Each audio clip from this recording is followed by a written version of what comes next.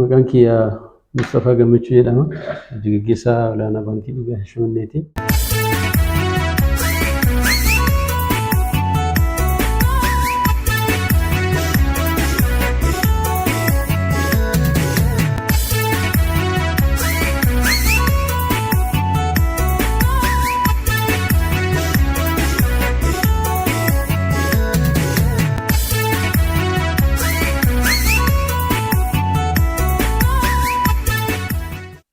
Baankiin dhiigaa jechuun bakka namoonni fedhii isaaniitiin dhiigatti arjooman. Erga namni arjoome immoo dhiiga qulqulluu ta'e adda baasee hospitaalotaaf kenna, dhaabbilee fayyaatiif kenna. Dhaabbileen fayyaa immoo tolumaan dhukkubsataa biraan gahaa jechuudha. Baankiin dhiigaa Shaashamannee bara 2011 hundaa'e. Ergasii jalqabee hawaasa magaalaa Shaashamannee, godina Arsii Lixaa, magaalaa Dodolaa akkasumas immoo magaalaa Baatuu dabalatee tajaajila dhiiga raabsuu irratti argamaa jechuudha. Bara kanatti hanga bara kanatti saayitii baay'ee adda bahee jira. Saayitiin dhiiga irraa funaannu jechuudha. Bileed dooneeshin saayit kan jennu naannoo 130 akka ta'u addaan bahee reegulaarii ji'a 3 irratti hojjechuu jirra.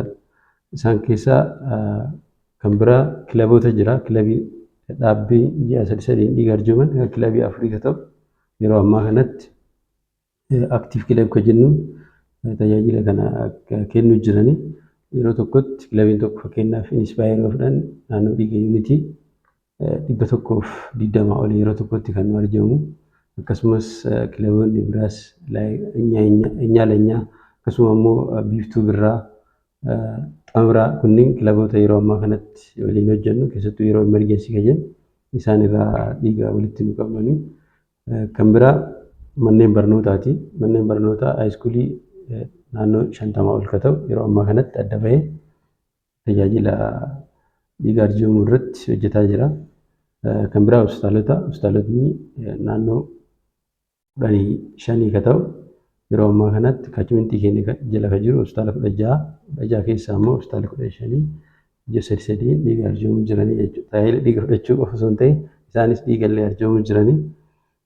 Kan biraa haala waliigalaa baankii dhiigaa kennaa ilaallu erga hundaa'e jalqabee bara 2012 raawwiin isaa yuunitii 326 walitti qabne bara 2013 ammoo yuunitii 3721 bara 2014 ammoo yuunitii 4827 walitti qabne bara 2015 ammoo yuunitii 5912 bara 2016 yuunitii 7008 walitti qabuu dandeenyee jirra. Bara 2017 kana bara 2016 yuunitii 7008 bara 2017 yuunitii 9117 walitti qabuu dandeenyee jirra jechuudha. Haala waliigalaa yoo ilaallu piroogreesiin jiru baay'ee gaariidha. Haa ta'u malee fedhii hawaasa keenya keessattuu dhaabbileen fayyaa dhiiga nurraa barbaadanii ammas gahaa miti. Akka waliigalaatti kaachmentii keenya yoo fudhanne naannoo uummata miiliyoona 4 ol kan ta'utu jala jira. Dhiiga gahaa jira jechuudhaaf atleast miiliyoona 4 san keessaa persentiin tokko dhiiga arjoomuu qaba akka dhaabbata fayyaa addunyaatti. Kanaaf ammas baay'ee achirraa fagoo kan jiru ta'uu isaa mul'isa. Keessattuu yeroo manneen barnootaa cufaman doonariin keenya baay'ee mana barumsaa keessa. Yeroo isaan manneen barnoota sadarkaa lammaffaa irratti hojjennaa yeroo isaan cufaman hanqina dhiigaatti nu mudataa jechuudha. Kan akka hin taaneef hawaasi keenya alarmi ta'ee keessattuu yeroo gannaa kan dhiiga arjoomuu akka danda'an nutis leenjii garaagaraa hubannoo uumuu akkasumas immoo miidiyaa garaagaraa fayyadamnee dhaabbilee mootummaa fi miti mootummaa wajjin taane yeroo ammaa kanatti sochii gaarii irra kan jirru ta'uu isaati.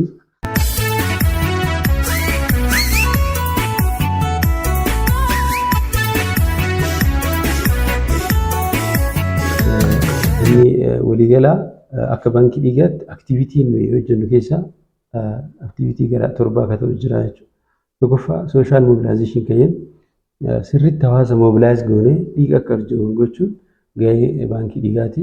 Isa kanarratti hojjechuu jirra yeroo yeroodhaan leenjii adda addaa kennuu akkasumas immoo manneen amantaa wajjin taanee manneen amantaa irratti hojjechuu dhaabbilee mootummaa miti mootummaa keessattis akkasuma kilaboota adda addaa wajjin taane sirriitti miidiyaa fayyadamuudhaan sooshaal mobilaayizeeshin fayyadu kan irratti hojjechuu jirra. Kan biraa immoo kolleekshin saayitii adda baasudha. Nuti akka baankii dhiigaa jalqaba akkanumaan miti kadeemnee kolleektii goonu saayitii dhiigaa argachuu dandeenyu akkasuma immoo dhiiga qulqullummaa isaa argame saayitii irraa argannu adeemtifaayi goone ergasii immoo tiimiin keenya achitti muuf ta'ee dhiiga walitti qabaa jechuudha. Dhiiga kana walitti qabnu hawaasuma waajjira keessattis seenteeroo kan jedhu keessaa namoonni fedhii isaanii dhufanii dhiiga arjooman naannoo nama 300 ka ta'u yeroo ammaa kanatti dhaabbiidhaan ofii isaaniitti guyyaa eeggatanii dhufanii ni arjoomu. Haa ta'uti innis gahaa miti. Naannoon waajjirri keenya jiru kun xiqqoo ishii gara keessatti waan seenuuf nama baay'ee mijataa waan hin taaneef malee namoonni baay'een dhaabbiidhaan arjoomanii jiru. Haa ta'u immoo namni dhaabbiidhaan fedhii isaatiin ofuma isaaniitti deemee waajjira kan dhufanii arjoomu nama 300 ka ta'u yeroo ammaa kanatti reegulaarii dhiiganii arjoomu jechuudha. Waajjira dhufanii inni biraa fiildii irratti yookaan moobaayilii jennee bakka itti kolleektii goonu jira jechuudha. Magaalaa keessa ta'uu danda'a, kaachmentii godina Arsii Lixaa akkasuma immoo magaalaa Dodolaa Baatus ta'uu danda'a. Isa kana immoo moobaayil saayitii jennaani. Isa irratti immoo iskeejuuliidhaan deemnee achirraa walitti qabnaa. Kan biraa aktivitiin arfaffaan dhiiga walitti qabne kana qulqullummaa isaa sirriitti adda baafnaa jechuudha. Qulqullummaa isaa adda baafnu keessattuu yeroo ammaa kana hawaasaa irratti hojjechiisna. Baankii dhiigaa hawaasaa Adaamaa akkasuma immoo baankii dhiigaa biyyoolessaatti yeroo tokko ni hojjechiisna. Inni kun automation kan jedhu maashinii jira. Isa irratti yeroo ammaa kanatti tajaajila kana baankii dhiigaa kennaa waan hin jalqabneef achitti walitti qabnaa jechuudha. Achitti dhiiga walitti qabnee saampilii achi ergina. Inni sun qulqullummaa isaa iskiriin ta'ee nu deebi'a jechuudha. Erga as deebi'e immoo gartuulee dhiigaa akkasuma immoo dhiiga dhufe san yeroodhaan addaan bahee dhaabbilee fayyaatiif ni qoodama. Dhaabbileen fayyaa immoo dhukkubsattoota biraan ni gahu jechuudha. Kan biraa kwaalitii isaas ni ilaallaa jechuudha. Tiimii akka baankii dhiigaatti tiimii 4tu jira. Tiimiin tokko tiimii kwaalitii jennaani kwaalitii ofisariidhaan kan socho'uudha. Tiimiin tokko laaboraatooriidha. Laaboraatoorii hedduudhaan kan sirriitti waa'ee qulqullummaa dhiigaa kan ilaalamu. Tiimiin biraa immoo tiimii kolleekshinii 2 qabna. Fiildii irratti warra kolleektii godhanii dhiiga fidan tiimii BDS jennuuni. Inni kun tiimii 2tu jira jechuudha. Waliigala tiimii 4tu jira. Isaan kunniin aktivitii garaagaraa qabu. Hundi isaanii gahee adda addaa qabu. Tiimiin kwaalitii itti fayyadama dhiigaas hospitaalota gadi bu'ee gara hospitaalaatti akkasuma immoo yeroo dhiigni funaanamus gadi bu'ee gara naannoo sanitti deemuudhaan dhiiga sirriitti akkamitti akka funaanan akkasuma itti fayyadama isaas dhaabbilee fayyaa keessas tiimii kanaan ni hordofamaa jechuudha. Tiimii biraa immoo tiimii poost kaawunsiliin kan jennu kan yeroo ammaatti jalqabnee jirra. Dhukkubsattoota dhiiga arjooman hundi isaanii dhufanii fedhiidhaan dhiiga isaanii bu'aa dhiiga isaanii yoo barbaadan tiimii poost kaawunsiliin kan jennu kanaan tajaajilli gorsa arjooma boodaa ni kennamaa jechuudha. Innis yeroo ammaa kana tajaajila jalqabnee jirra.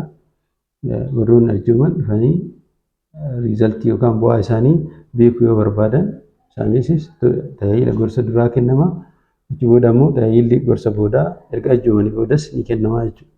Kanaaf bu'aa isaaniis ilaallachuu ni danda'u jechuudha. Kan biraa itti fayyadama akkuma duratti jalqaba irratti kaase hospitaalonni keenya dhiiga seeraan itti fayyadamaa irra fayyadamaa hin jiran kan jedhu ni hordofnaa jechuudha. Yeroo ammaa kanatti jijjiirama guddaatu jira. Dhaabbilee fayyaa dhiiga nurraa fudhatan hundi isaanii fookaal persanii qabu jechuudha. Isaan wajjin kominikeetii goona. Atleast kwartarii tokko keessatti sappoortii superviziinii tiimii kennaanii ni hordofamaa jechuudha. Itti fayyadama isaa yeroo tokko oodiitiis yeroo barbaachisetti oodiitiis dhiiga nurraa fudhatame san akkamitti fayyadamanii jiru kan jedhu bifa riisarchi ta'ee yeroo gaggeessinu ni jira jechuudha. Kan biraa maamilli keenya dhaabbilee fayyaa hundi isaanii maamila keenya dhaabbilee fayyaa mootummaa miti mootummaa akkasuma immoo baankilee dhiigaa naannoo keenya jiran kunniin maamila keenya jechuudha. Isaan wajjin taanee ni hojjenna. Inni biraa maamiltoonni keenya immoo namni fedhiidhaan dhiiga arjooman hundi isaanii nuuf maamila keenya. Abbootiin manneen amantaa akkasuma immoo biiroolee adda addaa kennaaf biiroo barnoota godina magaalaa kunniin maamila kennaa jechuudha. Itaansee waajjira dhimma dubartiif dargaggoo ispoortii isaan wajjinis ni hojjenna. Akkasuma immoo miidiyaa hunda isaanii miidiyaa mootummaas isaan wajjin taanee ni hojjenna. Kanaaf dhaabbata NGO adda addaas yeroo tokko tokko isaan wajjinis taanee ni hojjennaa jechuudha. Biraa ibsaa meeshaaleen tokko tokko ibsaa irraa fidanna. Isaan wajjin taanee hojjennaa jechuudha. Akka waliigala karooratti bara kana bara 2017 leenjii naannoo namoota 257 akka ta'u leenjii kennee jira. Manneen barnootaa, manneen amantaa irraa akkasuma immoo kilaboota adda addaa irraa selektii goone naannoo nama 257 akka ta'uuf hubannoo arjooma dhiigaa kana bifa qindaa'aa ta'een tireeningii danda'e kennee jira. Akkasuma immoo ayyaana dhiiga arjoomtotaa bara 2017 kabajnee jirra. Isa kanarratti bu'aaleen hedduu jijjiiramni hedduu dhufaa jira. Keessattuu nambar of doonariin keenya baay'ee dabalee bara 2017 keessa kan duraatiin wal bira qabnee ilaalu naannoo yuunitii 2000 wayi 2110 ol kaa ta'u kan bara darbee caalaa jijjiirama guddaa argachuu dandeenyee jira. Akkasuma immoo itti fayyadama isaas yeroo ammaa kana duraan akkuma beekamu dhiigni hin bitamu illee hin gurguramu. Garuu hawaasi keenya yeroo tokko komii dhiigni ni bitama, dhiigni gurguramaa waan jedhu akkasitti qabatee waanuma isin dura ture san hanga ammaatti hawaasa keessatti waan keessaa bahuu hin dandeenyeef waan akkasiin jira. Amma yeroo ammaa kanatti kompiliitilii dhiigni bitamu illee gurguramu illee akka hin dandeenye namni hundi hubannoo illee argatee dhaabbileen fayyaa keenyas jijjiirama guddaadhaan itti fayyadamuu jiranii jechuudha. Inni biraa hanqinni dhiigaa akka nu mudanneef bara 2018 dursinee keessattuu tajaajila tola ooltummaa gannaa kanaan wal qabsiifne waajjiraalee adda addaa waajjira paartii akkasuma immoo waajjira ispoortiif dargaggoo akkasuma immoo kilaboota adda addaa wajjin marii geggeessine yeroo ammaa kanatti bifa qindaa'aa ta'een dhiiga walitti qabuudhaan tajaajila kana jalqabnee jirra. Ji'a kana keessa hanga guyyaa irratti naannoo dhiiga yuunitii 500 ol ka ta'u walitti qabnee jirra jechuudha. Kanaaf stiil gahaa miti. Kanaaf hawaasi keenya sirriitti arjoomuu qaba. Dhiigni nuti kenninu boru eenyuuf akka ta'u beeknu nuyi mataa keenyaaf ta'uu danda'a waan ta'eef barbaachisummaan dhiigaa yeroo hundaa yeroo tokko kennitee waan dhiistuu miti. Yeroo hundaa dhiigni ni barbaachisaadha. Dhiiga malee sarjarii adda addaa hojjechuu hin danda'amu. Akkasuma immoo haadholii yeroo da'umsaa namoota balaa konkolaataan miidhamaniif dhiigni ni oola jechuudha. Keessattuu haadholii yeroo da'umsaa pirsantii olaanaa isaantu dhiiga barbaada jechuudha. Yeroo da'umsaa hakimni tokko sarjarii seenuudhaaf dursa dhiiga gaafata jechuudha. Kan akka hin taane hanqinni kun akka hin uumamne nutis akka baankii dhiigaas hawaasa bal'aa biraan gahuudhaaf hojiilee baay'ee hojjechaa jirra. Haa ta'uutii stiil hanqinni dhiigaa dhiiga gahaa jira jechuudhaaf sadarkaa sanitti gahuu hin dandeenye. Hawaasi keenya kana beekee dhiiga arjoomuu akka danda'an asumaan ergaa dabarsuuf hin barbaada. Bara kanatti yuunitii 10,000 xiqqaate walitti qabna jennee karoorfannee jirra. Isa raawwachuudhaaf karoora adda addaa qabannee saayitii adda addaa saayitii haaraa adda baasuudhaan akkasuma immoo dhaabbilee garaagaraa hojii hojjechuuf karoorfannee itti socho'aa jirra. Keessattuu torbaan darbe kana haala ho'aa ta'een jalqabnee jirra. Tajaajila lammummaa keessatti namoonni hedduun dhiiga arjoomuu jalqabaniiru. Haa ta'uutii kanaa ol deemuu nu barbaachisaa jechuudha. Kanaa ol deemuu waan nu barbaachisuuf inni biraa kan dabalataa yeroo ammaa kanatti baankiin dhiigaa keenya tajaajila dhiiga qaamolee dhiigaa bileek kompoonentii kan jennuun kana jalqabee jira jechuudha. Kun waan salphaa miti. Asiin dura namni tokko dhiiga pilaatileetii yoo barbaade asii hawaasaa rifir ta'a yookaan ammoo asii gara Finfinneetti rifir ta'a. Yoo achis dhaqee irraa argachuu isaa baay'ee dheeriidha. Kanaaf yeroo ammaa kanatti tajaajila kanas jalqabnee jirra. Haa ta'uutii arjoomtoota baay'ee barbaadna jechuudha. Arjoomtonni baay'ee yoo jiraatan kanas hojjechuu wanti nu dhoorgu tokko illee hin jiru. Yeroo ammaa kana maashinii arganne tajaajila kanas jalqabnee jirra. Kanaaf namni hundinuu bakka itti dhiyootti jirutti dhiiga arjoomuu waajiras dhufee arjoomuu yeroo kamiyyuu ni danda'a. Kanaaf hanga ammaatti wanti jijjiiramni ni jira. Haa ta'u immoo dhiiga gahaa jechuudhaaf arjoomtoota baay'ee barbaannaa jechuudha. Kanaaf galatooma arjoomtoota keenya hanga ammaa dhiiga nu arjoomaa jiraniif warri hin arjoomin arjoomaa, warri arjoomuu hin dandeenye immoo sababa adda addaatiif ta'uu danda'a.